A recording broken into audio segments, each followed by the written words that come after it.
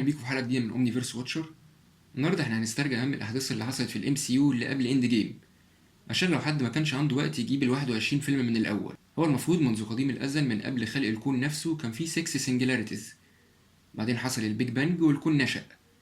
من بقايا الانظمه دي اتشكلت الاحجار الابديه اللي بتتحكم في كل عناصر الكون، وهما الوقت، الفضاء، العقل، الواقع، القوه والروح. بعدين سنة 1943 النازيين والهايدرا كانوا بيدوروا في الوقت ده على أسلحة وأدوات تكون مميتة بحيث يعرفوا يفرضوا سيطرتهم. ريد سكال زعيم الهايدرا هاجم قرية في النرويج ولقى التسركت اللي هو حجر الفضاء، كان أودين سايبه على الأرض. باستخدام التسركت النازيين عملوا أسلحة منه. في الوقت ده ستيف روجرز كان مواطن كل أمله إن هو يخدم بلده ويخش الجيش، بس على طول بيترفض عشان بنيته الجسدية ضعيفة. الجيش وافق في الآخر إن هو ينضم لصفوفه. باستخدام حقنة الجند الخارق بقى كابتن أمريكا. صاحبه باقي وقع من القطر وتم افتراضه ان هو مات. كابتن امريكا عرف يهزم هايدرا وغرق في الاخر هو والتسركت، بس هم هيلاقوه بعدين. ريد سكار راح فورمير. هوارد ستارك استخرج التسركت واسس شيلد. عرفنا بعد كده ان باقي ما ماتش، ده هايدرا لقيته ودخلته برنامج السوبر سولجر الخاص بيهم بقى اسمه الوينتر سولجر او جندي الشتاء. مسحوا ذاكرته وكان كل شويه يخلوه يعمل مهمه وبعدين يجمدوه. من المهمات اللي عملها سنه 1991 انه قتل هوارد ستارك ومراته.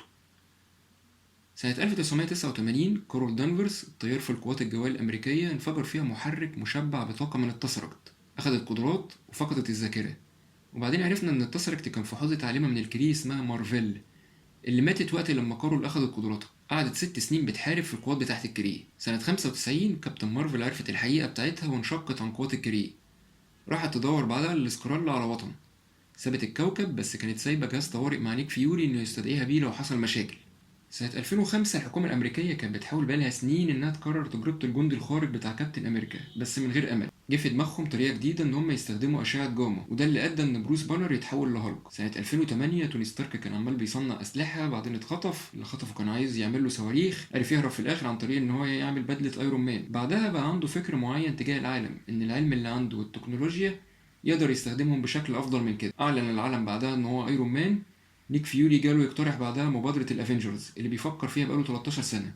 سنة 2010 الحكومة الأمريكية كانت عايزة تاخد بدلة ايرون مان من توني ستارك.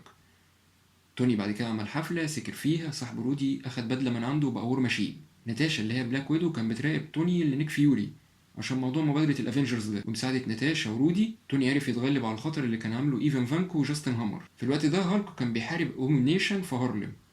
برضه ثور كان على مشارف التتويج انه يبقى ملك اسجارد. بعدين حصل انه اتخانق مع اودن واداه الارض، ما بقاش ورثي. اتعرف على جين فوستر، حارب الدستروير على الارض وبعدين بقى ورثي تاني. رجع اسجارد واتخانق مع لوكي، وتم اعتبار ان لوكي مات لما ساب ايده. سنه 2012 هنعرف ان لوكي ما ماتش ولا حاجه، ده كان عمل تليبورتيشن للارض. سرق التسركت من شيلد، كان مبعوث من قبل ثانوس وكان مديله جيش والمايند ستون. نيك فيوري قرر يجمع فريق الافنجرز عرفوا يغلبوا لوكي. في الاخر ودوا التسركت ولوكي اسجارد وسابوا المايند ستون على الارض. سنه 2013 ايرون مان تم الهجوم عليه من قبل ارهابيين، انتصر في الاخر عليهم بمساعدة بيبر. قال لها انا بطلت كايرون مان ودمر البدل بتاعته. عمل عملية وشال الجهاز اللي في صدره قبل ما يركبه تاني بعدين عشان العالم محتاج ايرون مان. في نفس السنة دي برضه ثور امه اتقتلت على ايد الدارك إلفز. دول مجموعة من الكائنات اللي عندهم مشاكل مع النور وعايزين يخلوا العالم ضلمة. اتعرفنا على الإيسر اللي هو حجر الواقع، وفي الآخر الإيسر راح للكوليكتور عشان يبقى معاه، عشان حجرين أبدية في مكان واحد كان خطر جدا. افتكرنا لوكي مات تاني بس طلع ما ماتش ولا حاجة، وهو متنكر في هيئة أودن وبيحكم أسجارد. سنة 2014 كابتن أمريكا عرف إن الوينتر سولجر ده يبقى باقي. شيلد وقعت عشان كابتن أمريكا فضح شيلد وعرف العالم كله إن هيدرا متحكمة بيها في الخفاء. نيك فيوري زي في موته، باقي هرب بعد ما أنقذ ستيف. اتعرفنا لأول مرة على فالكون. في نفس السنة دي برضه اتعرفنا على جارديانز اوف ذا جالاكسي وعلى حجر القوة لما الكوليكتور كان عايز ياخده. حصلت معركة لما رونان كان عايز يدمر كوكب زندر، استخدم الحجر بس الجارديانز غلبوه. عرفنا ان ستار لورد بني ادم مش طبيعي نوعا ما وانه عنده سر. الجارديانز ادوا في الاخر الحجر لكوكب زندر. بعدها بشويه اتعرفنا على ابو بيتر اللي هو ايجو. عرفنا انه حاجه اسمها سيلاستيال وكان شخص شرير. نقل قدراته دي لبيتر بما انه ابنه، بس في الاخر مات وبيتر خسر قدراته دي. من ضمن الاحداث اللي حصلت كانت ان جامورا اتصالحت مع اختها نيبولا، والشخص اللي كان بيتر بيعتبره اب مات اللي هو يندو. شفنا عيشه وشفنا في البوست كريدت سين ادم مورلو. سنه 2015 كان الوسواس اللي عند توني ستارك ان هو عايز يحمي الكوكب كان ابتدى يكبر، خلاه يعمل الترون باستخدام حجر العقل. وبعدين عمل فيجن بمساعدة بروس بانر، حط في دماغ فيجن المايند ستون. اتعرفنا على كويك سيلفر واخته سكارلت ويتش اللي كانوا اخدوا قدراتهم عن طريق المايند ستون برضه. في الاخر كويك سيلفر مات وسكوفيا اتدمرت. بعدها الفريق اتشتت شويه، ثور راح يدور ويفهم موضوع الاحجار ده، هوك اي بقى يستمتع بحياه آلية، هالك هرب عشان بقى مطلوب القبض عليه، وعرفنا نروح كوكب سكار. بعدها بشويه سكوت لانج اخد بدله انت مان من هانك بيم وبقى انت مان الجديد. راح لأول مرة الكوانتم ريلم وادى أمل لهانك إن هو ممكن يرجع مراته من الكوانتم ريلم. سنة 2016 بقى حصلت الحرب الأهلية بسبب إن حصل حاجة اسمها اتفاقية سكوفيا. حصل انفجار في الأمم المتحدة، ملك واكاندا مات، تم اتهام وينتر سولجر إنه السبب. حصلت خناقة بين ايرون مان وكابتن أمريكا، بالتالي معركة ما بين الأفينجرز.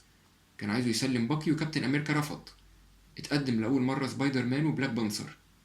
عرفنا إن زيمو كان هو اللي بيقود الأحداث في الخفاء انتقاما من الأفينجرز عشان سكوفيا اتدمرت. توني ستارك عرف ان وينتر سولجر هو اللي قتل ابوه وامه وطلب من كابتن انه يسيب الدرع بتاعه عشان هو ما يستحقهوش، واتشتتت الافنجرز وور ماشين اتشل. في نفس الوقت ده دكتور سترينج عمل حادثه، ابتدى يدرس السحر وتتلمذ على ايد ذا انشنت وان، عرف يغلب دورمامو وبقى مسيطر على حجر الزمن وبقى السورسر سوبريم بتاع الارض. بعدها بيتر باركر بيحاول يثبت نفسه انه ينفع يخش الافنجرز. حارب الفولشر، اتعرض عليه مكان في الافنجرز بس هو قال انا هتأنى شويه. بعدها بلاك بانثر بقى الملك بتاع واكاندا، حارب ابن عمه وقرر ان واكاندا تنفتح على العالم وتشارك العالم علمها والفايبرينيوم. سنة 2018 اودين مات، عرفنا هيلا اخت ثور، مطرقة ثور اتدمرت، هالك اتخانق مع ثور على سكار، بعدين رجعوا على اسجارد وعين ثور طارت، حصلت راجناروك واسجارد اتدمرت، هربوا معاه الشعب وكان معاهم فالكري وهالك. لوكي وهو ماشي اخد التسركت معاه، بعدها اعترضتهم سفينة سانوس، قتل الاسجارديين واخد التسركت، غلب هالك وثور وقتل لوكي. عرفنا انه كان دمر زندر واخد حجر القوة، قتل الكوليكتور واخد حجر الواقع، اخد حجر الزمن من دكتور سترينج، ضحى بجمورة واخد حجر الروح، دمر فيجن واخد حجر العقل منه، وبعدين اباد نص الناس في الكون. بس قبلها كان نيك فيوري عرف يستدعي كابتن مارفل، وكان ثور عمل مطرقة جديدة. في الوقت ده هانك بيم عرف يرجع مراته، وسكوت اتحبس في الكوانتم ريلم، والناس اللي المفروض اللي هي تعرف تطلعه ماتت. بس كده ده كان ملخص سريع لكل افلام مارفل ال21. اتمنى يكون ملخص شامل لاهم الاحداث. فيلم هينزل الاسبوع ده، احنا متشوقين ليه جدا. اشوفكم الحلقه الجايه ان شاء الله وانا براجعه معاكم. متنساش تعمل لايك وشير، ولو انت مش عامل سبسكرايب اعمل.